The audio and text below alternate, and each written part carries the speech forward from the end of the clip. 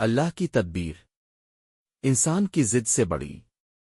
کہتے ہیں ایک ماں اور بیٹے کے درمیان مناظرہ چل رہا تھا۔ ماں کہتی تھی، بیٹا اللہ کھلاتا ہے تو ہم کھاتے ہیں، اور بیٹا ضد پر اڑا ہوا تھا، ہم کھاتے ہیں۔ اگر ہم نہ کھانا چاہیں تو اللہ بھی نہیں کھلا سکتا۔ اسی بحث کے دوران ماں نے بیٹے کے آگے کھانا رکھ دیا۔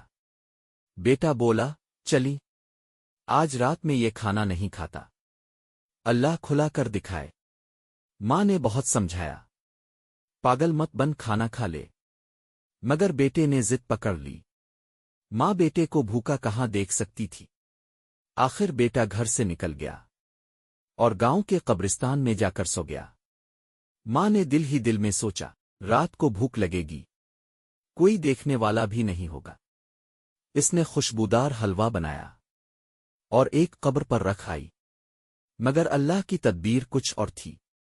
رات کے آخری پہر قبرستان میں ڈاکو آ گئے۔ حلوے کی خوشبو نے ان کے سردار کو روک لیا۔ تلاشی ہوئی، حلوہ بھی ملا اور وہ لڑکا بھی۔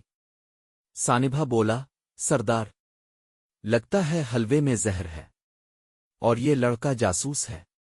سردار نے لڑکے سے کہا، چل حلوہ کھا۔ لڑکا ضد پر اڑا رہا، میں نہیں کھاؤں گا۔ سردار نے بندوق تان لی، موت سر پر دیکھی تو لڑکے نے پوری پلیٹ صاف کر دی۔